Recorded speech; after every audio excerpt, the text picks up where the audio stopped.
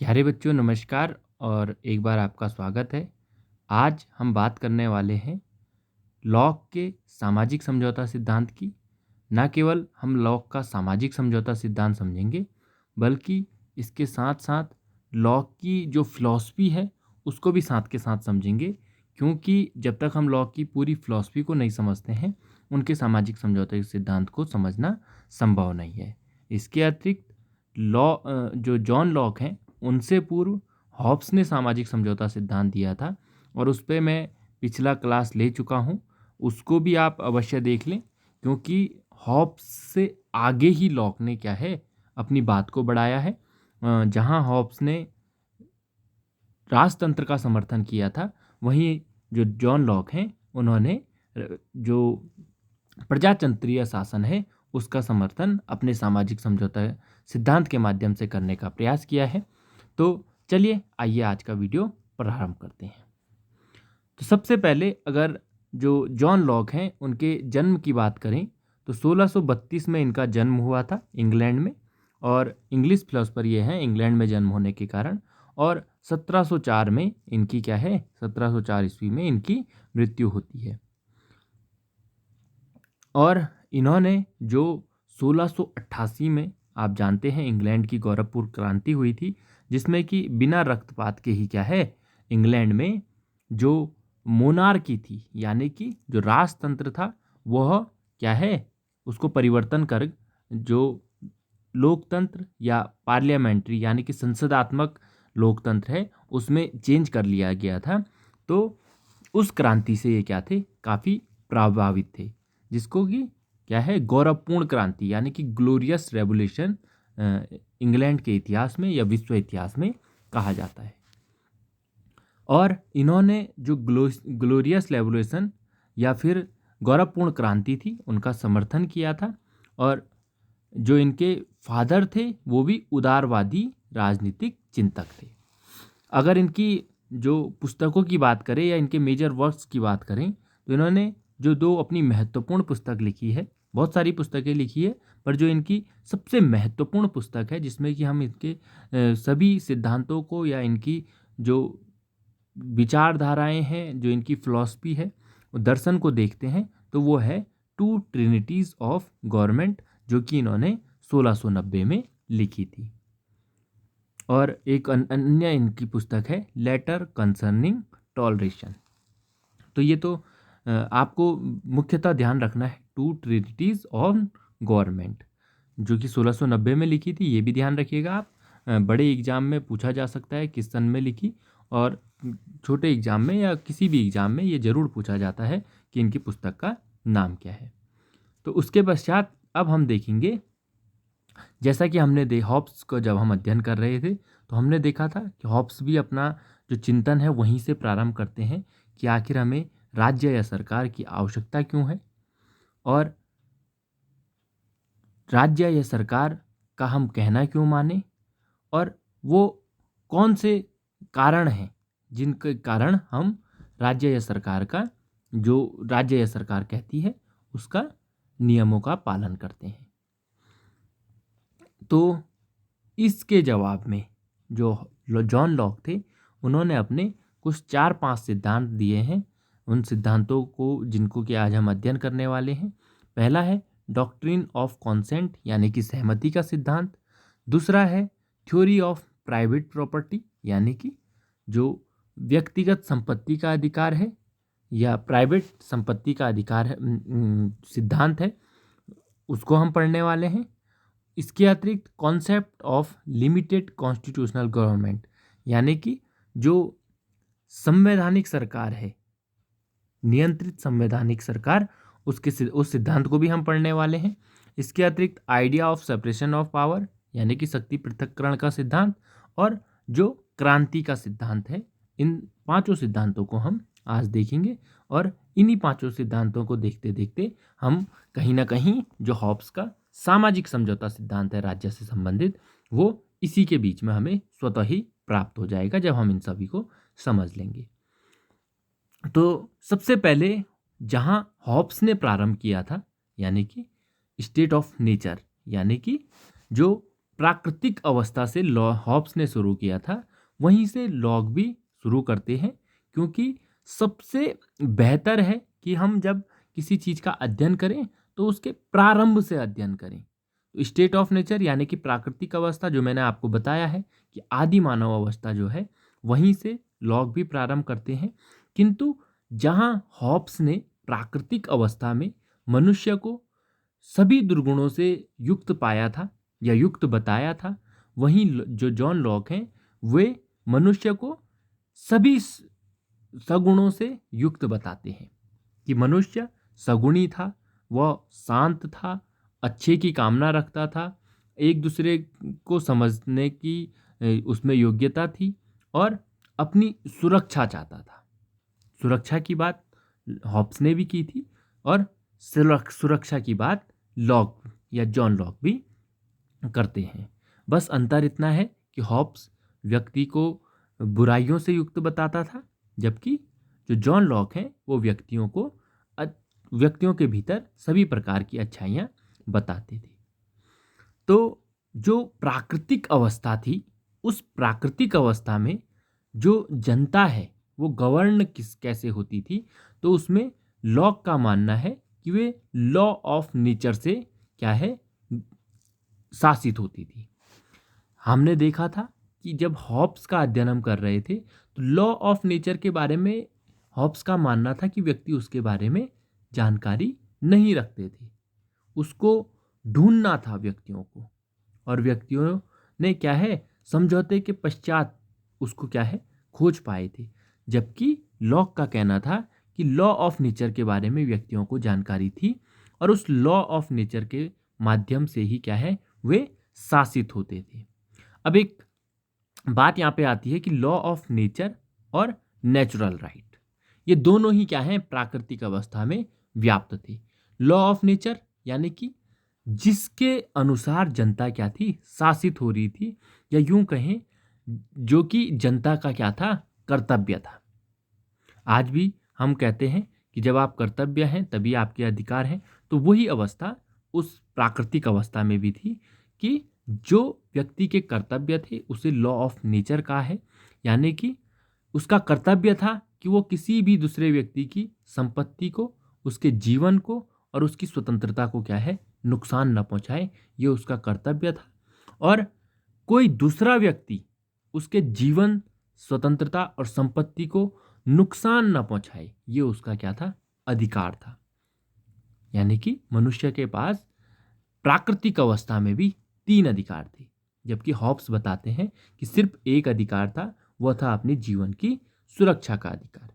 जबकि John Locke कहते हैं कि मनुष्य के पास प्राकृतिक अवस्था में भी 3 अधिकार व्याप्त थे, यानी कि जीवन की सुरक्षा का, स्वतंत्रता का और प्राइवेट संपत्ति या संपत्ति का अधिकार व्यक्ति के पास प्राकृतिक अवस्था में भी था। उसके पश्चात जो लॉक का प्राइवेट प्रॉपर्टी का कॉन्सेप्ट है उसको हम समझने का प्रयास करेंगे।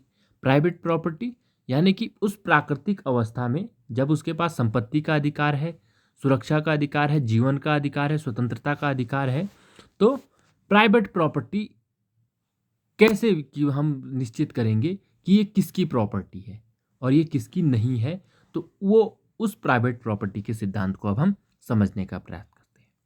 तो जो ये प्राइवेट प्रॉपर्टी का सिद्धांत है, इसमें जो जॉन लॉक हैं उन्होंने वर्कमैनशिप आइडियल का सिद्धांत दिया है, यानी कि जिस कार्य में व्यक्ति अपने श्रम को, जिस वस्तु में व्यक्ति अपने श्रम को लगाता है, तो वह उससे जो उत्पादित वस्तु है वह उसकी क्या है, प्राइवेट प्रॉपर्टी है।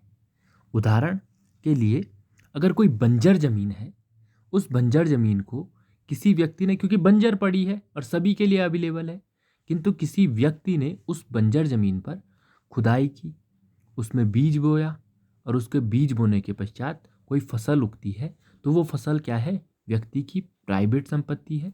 या फिर जो वो जमीन है जिसको उसने अपने श्रम से क्या है, उसको कृषि योग्य बना दिया है, तो उस संपत्ति पर भी क्या है, व्यक्ति का अधिकार है और वो उसकी प्राइवेट संपत्ति है। ये जो जॉन लॉक हैं उनका प्राइवेट प्रॉपर्टी का सिद्धांत है।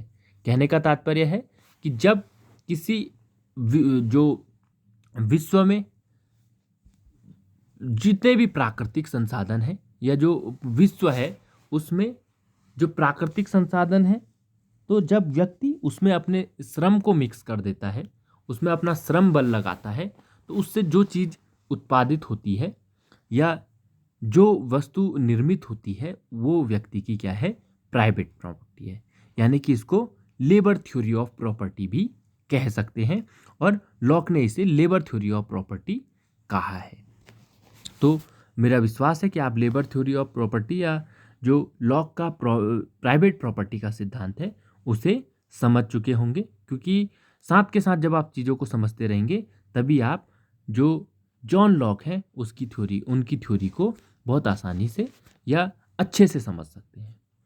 उसके पश्चात जो जॉन लॉक का प्राइवेट प्रॉपर्टी का सिद्धांत है उसमें उसको इस मैप से हम समझते हैं कि कोई मनुष्य है और प्राइवेट प्रॉपर्टी में मनुष्य को भी समझाने की कोशिश करते हैं जॉन लॉक कि कोई जो मनुष्य है वो उसका क्रिएशन किसने किया है, यानी कि उसको जन्म किसने दिया है। तो लॉक बोलते हैं उसे जन्म दिया है ईश्वर ने। जब ईश्वर ने उसे जन्म दिया है तो उस पर अधिकार किसका है? अभी आपने प्राइवेट प्रॉपर्टी का सिद्धांत पढ़ा, तो क्योंकि ईश्वर ने उसको जन्म दिया है, उस ईश्वर ने उसको क्रिएट किया है, इसलिए अधिकार किसका है उस पर? ईश्वर का अधिकार है। और ईश्वर का क्योंकि उस पर अधिकार है तो उसके जो जीवन, संपत्ति और स्वतंत्रता का जो अधिकार है उसको कौन छीन सकता है? सिर्फ गॉड छीन सकता है या सिर्फ ईश्वर छीन सकता है। इसका कहने का तात्पर्य है कि कोई व्यक्ति किसी व्यक्ति के क्या है, लिबर्टी यानी कि जो स्वतंत्रता है और जो जीवन है और जो संपत्ति है उसको छीन नहीं सकता है। और जितने भी व्यक्ति हैं समाज में वो सारे क्या हैं, समान हैं, सभी क्या हैं, इक्वल हैं। कोई भी व्यक्ति किसी दूसरे व्यक्ति पर क्या है, शासन नहीं करता है। ये कौन सी अवस्था चल रही है? प्राकृतिक अवस्था चल रही है। प्राकृतिक अवस्था में व्यक्ति की ये स्थिति है कि कोई किसी पर क्या है, शासन नहीं करता है, सभी समान है और कोई भी किसी के जीवन, स्वतंत्रता और संपत्ति पर नुकसान नहीं पहुंचाता है। तो ये पूर्व प्राकृतिक अवस्था इसे कह सकते हैं, पूर्व प्राकृतिक अवस्था है और उसमें ये स्थिति समाज में व्याप्त है। किंतु जो प्राइवेट प्रॉपर्टी का सिद्धांत आया तो उसमें लॉक का एक कथन है, man by nature is a property acquiring animal. जो व्यक्ति है वो अपने प्रकृति से क्या है, संपत्ति का संग्रहण करने वाला जानवर है।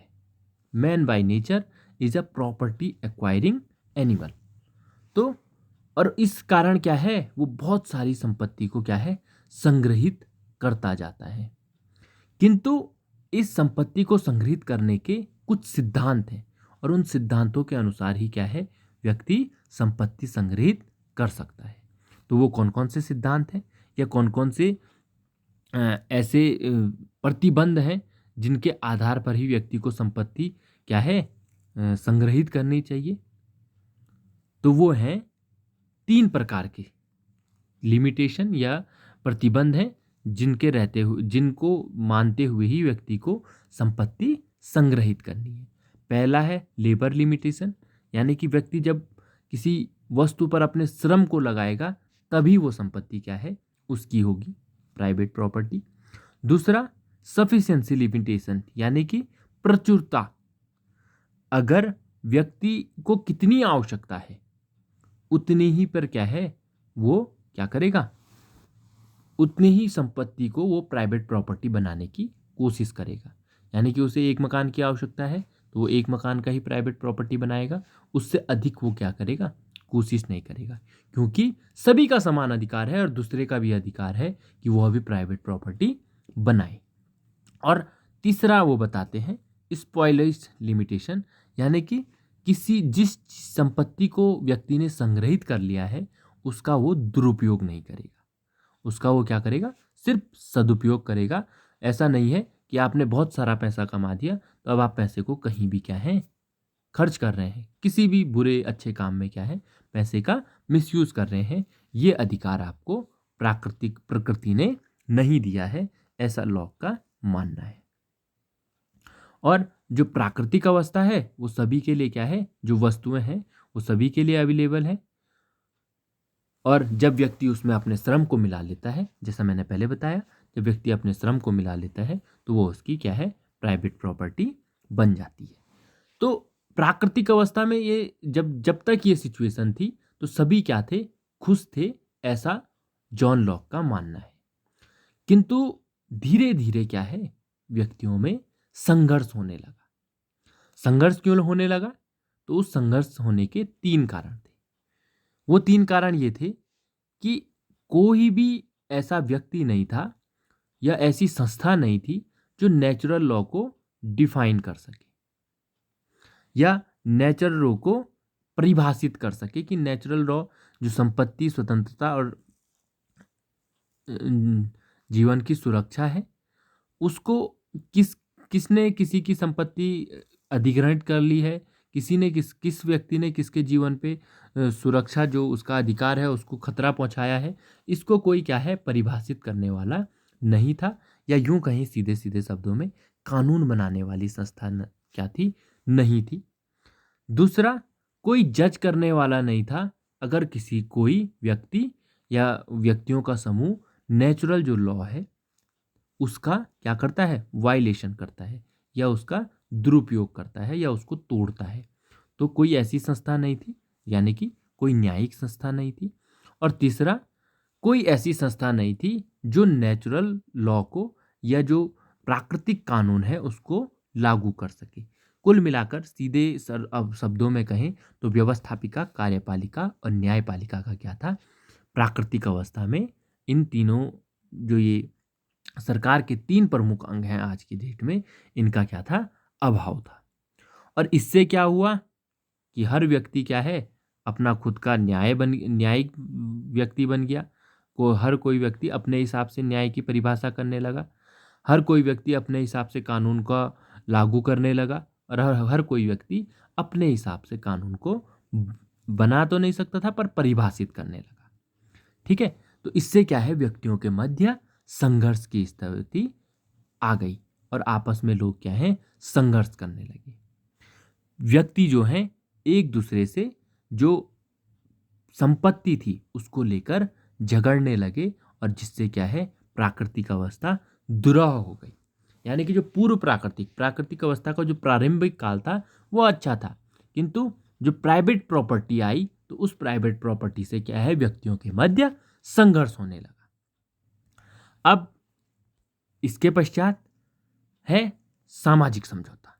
तो जब लोगों के मध्य संघर्ष होने लगे तो उन्होंने सामाजिक समझौता का सिद्धांत अपनाया या एक समझौता किया जिसे कि जॉन लॉक सामाजिक समझौता का सिद्धांत कहते हैं। और हॉब्स ने भी इसी प्रकार का समझौता दिया था, पर हॉब्स के जो प्राकृतिक अवस्था थी वो थोड़ा सा डिफिकल्ट है, अलग है, जबकि जो जॉन लॉक की प्राकृतिक अवस्था है वो आपने देखी थोड़ी सी अलग है।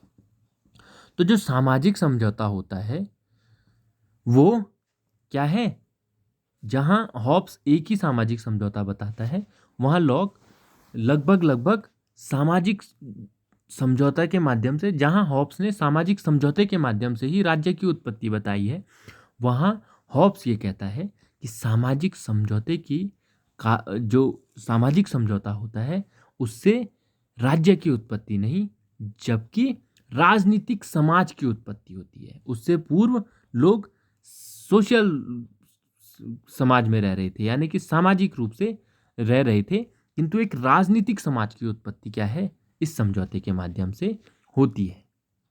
और जो ये समझौता होता है वो सबों की सहमति से, यानी कि सारे व्यक्ति क्या है उस समझौते में अपनी सहमति देते हैं। और सहमति किस प्रकार देते हैं कि सारे व्यक्ति अपनी सहमति देते हैं कि वो अपने आप को क्या है एक राजनीतिक समाज में क्या है बदल देंगे।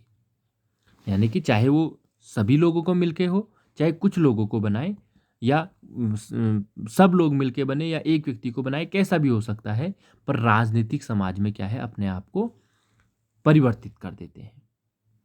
और जब और जो ये राजनीतिक समाज बनता है, इस राजनीतिक समाज को अधिकार दिया जाता है कि वो क्या है, एक सरकार बनाए, जो सरकार क्या है, इन सभी व्यक्तियों पर क्या करे, शासन करे। तो हमने देखा जहां हॉब्स समझौते के माध्यम से अपने सारे अधिकार एक संप्रभु को देने की बात करते हैं, वहीं जो जॉन लॉक है वो अपने सारे अधिकार देने से पूर्व वो जो समझौता कराते हैं, उस समझौते के माध्यम से एक राजनीतिक समाज की उत्पत्ति होती है, और वो राजनीतिक समाज क्या है, सरकार की नियुक्ति करता है, और वो सरकार जो व्यक्ति हैं उनके जीवन की, स्वतंत्रता की और प्राइवेट जो संपत्ति है उसकी सुरक्षा का जिम्मा उस सरकार का होता है। तो ये तो हो गया हॉब्स का समझौता। अब इस समझौते को जरा इस टेबल से और अच्छे से समझने की कोशिश करते हैं। सबसे पहले क्या है, प्राकृतिक अवस्था है। प्राकृतिक अवस्था में लोग सहमति से एक समझौता करते हैं, और समझौते के माध्यम से क्या है, एक राजनीतिक समाज की क्या है, उत्पत्ति होती है। वो राजनीतिक समाज क्या है, मेजॉरिटी रूल, मेजॉरिटी यानी कि बहुमत, बहुमत के सिद्धांत पर कार्य करती है, और बहुमत के सिद्धांत से क्या है, एक सरकार की उत्पत्ति करती है। सरकार कैसी भी हो सकती है, डेमोक्रेसी यानी कि प्रजातंत्र, एरिस्टोक्रेसी यानी कि कुलीन तंत्र, और ये डेमोक्रेसी यानी कि प्रजातंत्र, एरिस्टोक्रेसी यानी कि कुलीन तंत्र, और मोनार्की यानी कि राजतंत्र, ये जो सरकार है किसी भी रूप की हो सकती है। हॉब्स का मानना है कि तीनों ही रूप सरकार के बन सकते हैं। अब इस सरकार का काम क्या है, तो इस सरकार के तीन काम हॉब्स बताते हैं। पहला लेजिस्लेटिव, लेजिस्लेटिव यानी कि व्यवस्थापिका कार्य, कानून निर्माण का कार्य। दूसरा एग्जीक्यूटिव यानी कि कानूनों को लागू करने का कार्य, और तीसरा है फेडरेटिव यानी कि जो विदेश संबंध से संबंधित कार्य है। तो जो पहला और दूसरा लेजिस्लेटिव और एग्जीक्यूटिव कार्य है, उसमें वो क्या है, कानून को बनाना और उन्हें लागू करना। जबकि जो फेडरेटिव कार्य है, यानी कि वो कार्य क्या है, अन्य राष्ट्रों के साथ देश के संबंधों को स्थापित करना, उससे संबंधित कार्य है, चाहे वो देश की सुरक्षा हो, चाहे दूसरे देश से संबंध हो। तो ये सभी कार्य क्या है, उस सरकार को सौंप दिए जाते हैं। तो मेरा ख्याल है अब आप सामाजिक समझौते को भी और सरकार के कार्यों को भी, सरकार की उत्पत्ति कैसे होती है जॉन लॉक के अनुसार, उसे भी समझ चुके होंगे। अब थोड़ा सा डॉक्ट्रिन ऑफ कॉन्सेंट यानी कि सहमति के सिद्धांत को समझ लेते हैं। तो हॉब्स कहते हैं कि जो एक सरकार है वो किसके द्वारा निर्मित हुई है, एक सहमति के आधार पर निर्मित हुई है, और सबकी सहमति के आधार पर निर्मित हुई है।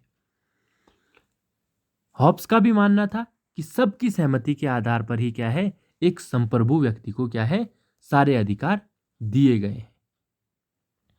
किंतु लॉक का मानना है कि सिर्फ एक व्यक्ति को अधिकार नहीं दिए हैं, कुछ व्यक्तियों को भी दिए जा सकते हैं, और बहुत सारे सभी व्यक्तियों को भी दिए जा सकते हैं। यानी कि जो सरकार का स्वरूप है, दोनों में क्या है, हॉब्स में और लॉक में हमको अंतर देखने को मिलता है। अब लॉक की बात करें तो लॉक जो है व्यक्तियों की दो प्रकार की सहमति पे बात करता है। डॉक्ट्रिन ऑफ कॉन्सेप्ट, सहमति के सिद्धांत को हम समझ रहे हैं, दो प्रकार की सहमति की बात जॉन लॉक करते हैं। पहला है एक्सप्रेस्ड कॉन्सेंट। एक्सप्रेस्ड कॉन्सेंट का अर्थ है कि जो आपने क्या है दिख रही है जो सहमति, जैसे कि आप कानून निर्माण के लिए सहमति दे रहे हैं, या सरकार को सहमति दे रहे हैं कि हाँ इन व्यक्तियों की सरकार बननी चाहिए या ऐसी सरकार बननी चाहिए, या किसी संस्था के निर्माण की सहमति दे रहे हैं। तो ये क्या है, एक्सप्रेस्ड कॉन्सेंट, या जो आप क्या है, खुली सहमति कह सकते हैं इसे, जो कि क्या है, खुली सहमति है, दिखाई भी दे रही है, जो सहमति हमको दिखाई देगी। किंतु दूसरी जो सहमति है वो है टैसिट कॉन्सेंट, यानी कि क्षुब्ध सहमति इसे कह सकते हैं, या ऐसी सहमति जो हमको दिख नहीं रही है। जैसे कि अगर आप अभी देख रहे हैं कि आपकी, थोड़ा सा मैं अभी वर्तमान संदर्भ से आपको समझाने की कोशिश करता हूँ कि आपने देखा कि जो गवर्नमेंट है उसने जीएसटी लागू किया, आपको आंदोलन देखने को मिले, पर इतने व्यापक आधार पर आंदोलन देखने को नहीं मिले। उसने जे.एंड.के को राज्य से हटाकर केंद्र शासित प्रदेश बनाया, आपको सिर्फ उस स्टेट में आंदोलन देखने को मिले, बाकी भारत ने क्या है उसका समर्थन किया। तो वो समर्थन क्या है? टैसिट कॉन्सेंट है, यानी कि जबकि अभी जो कृषक आंदोलन है उसमें आप देख रहे हैं कि सारे जो कृषक हैं लगभग सभी राज्यों से क्या है इसका विरोध कर रहे हैं। तो ये क्या है, कहीं ना कहीं अगर जो लोग चुप हैं तो वो टैसिट कॉन्सेंट दे रहे हैं, यानी कि क्षुब्ध सहमति दे रहे हैं कि हाँ आप जो भी कर रहे हैं अच्छा कर रहे हैं, हम आपके साथ हैं। किंतु जब विरोध कर रहे हैं तो वो क्या है, एक्सप्रेस्ड है, कि आपको दिख रहा है कि क्या है विरोध किया जा रहा है। तो जब हमने समर्थन किया तो वो समर्थन हमने देखा नहीं कि कैसे हम समर्थन कर रहे हैं, पर हाँ जो भी कर रहे हैं तो उसको हम सहमति दे रहे हैं कि हाँ आप सही कर रहे हैं।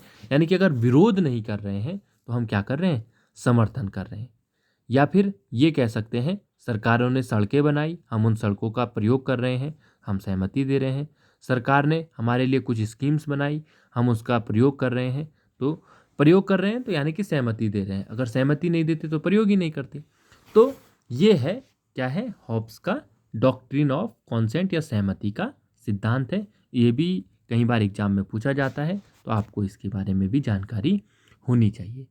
अब बात आती है कि कोई व्यक्ति सरकार के विरुद्ध क्रांति कर सकता है। तो अब हम समझेंगे विड्रॉल ऑफ कॉन्सेंट, यानी कि सहमति को वापस लेना, या सरकार से क्रांति करने का जो सिद्धांत है हॉब्स का, उसको समझते हैं। तो हॉब्स का मानना है कि सरकार से आप क्रांति कर सकते हैं। कब कर सकते हैं? जब सरकार आपके 3 कार्य पूर्ण न करे। पहला, वो प्राकृतिक जो कानून है उसको लागू न कर सके। प्राकृतिक कानून का अर्थ है आपके जो संपत्ति है, आपकी जीवन की सुरक्षा है और आपकी स्वतंत्रता है, अगर वो उसको बचाने में क्या है, उसको नहीं बचा पा रही है सरकार, तो आप सरकार को क्या कर सकते हैं, सरकार के विरुद्ध क्रांति कर सकते हैं। दूसरा, अगर सरकार ही आपके जो नेचुरल राइट हैं, यानी कि प्राकृतिक अधिकार हैं जीवन, संपत्ति और स्वतंत्रता के, अगर उसको छीनने की कोशिश करती है या किसी व्यक्ति के इन अधिकारों को छीनने की कोशिश करती है, तो तब भी आप सरकार के विरुद्ध क्या है, क्रांति कर सकते हैं। और तीसरा है, अगर सरकार अपनी जनता के विरुद्ध क्या है, युद्ध घोषित कर दे, जनता के साथ ही संघर्ष करने लगे, तो तब भी क्या है, आप सरकार के विरुद्ध क्रांति कर सकते हैं।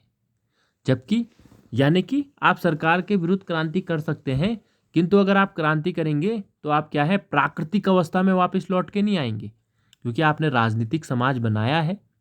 प्राकृतिक अवस्था में समझौते के माध्यम से क्या बनाया है, राजनीतिक समाज बनाया है। तो आप लौट के कहाँ आएंगे, राजनीतिक समाज में आएंगे, आप प्राकृतिक अवस्था में नहीं आएंगे। जबकि जो हॉब्स का सिद्धांत था उसके तहत अगर आप सरकार से रिवोल्ट करते हैं तो आप लौट कर कहाँ आ जाएंगे, प्राकृतिक अवस्था में आ जाएंगे। तो ये क्या है, एक अंतर है हॉब्स के सामाजिक समझौते में और लॉक के सामाजिक समझौते में। और ये क्रांति करना ही क्या है, व्यक्ति का अधिकार है। अगर ये 3 कार्य सरकार करती है तो व्यक्ति को अधिकार है या उसका कर्तव्य है कि वो सरकार के खिलाफ क्या करे, आंदोलन कर दे, सरकार को उखाड़ के फेंक दे। जो अगर सरकार सारी राजतंत्रीय है तो जो रूलर है, जो राजा है, उसको मार दे और सरकार को चेंज कर दे। ये क्या है, सरकार के जनता के क्या है, अधिकार हैं और कर्तव्य भी हैं। तो मेरा विश्वास है कि आपको अब अच्छे से जो जॉन लॉक का सामाजिक समझौता सिद्धांत है या इनकी दर्शन है उसको आप अच्छे से समझ चुके होंगे। जो 5 सिद्धांत मैंने आपको पढ़ाए, वो अगर आपको कहीं पे कोई सिद्धांत समझ में नहीं आया है तो कमेंट के माध्यम से अवश्य बताएं। और अगर वीडियो अच्छा लगा है तो इसे लाइक अवश्य करें। और कमेंट और लाइक के माध्यम से एक प्रोत्साहन मिलता है जब आप अपने रिप्लाई करते हैं कि कैसा रहा क्या रहा, क्योंकि वीडियो बनाने में हमको जो बैकअप है वो प्राप्त नहीं हो पाता कि हम कैसा बना रहे हैं। जब आप लाइक कमेंट्स करते हैं तो उसके बाद उसका जवाब में आता है कि हाँ आज अच्छा रहा, कभी बुरा भी रहता है। आपके कमेंट्स के माध्यम से ही हमको वो क्या है जानकारी मिल पाती है। आप लोगों ने मुझे सुना और मुझसे जुड़े रहने के लिए आप लोगों का बहुत बहुत धन्यवाद।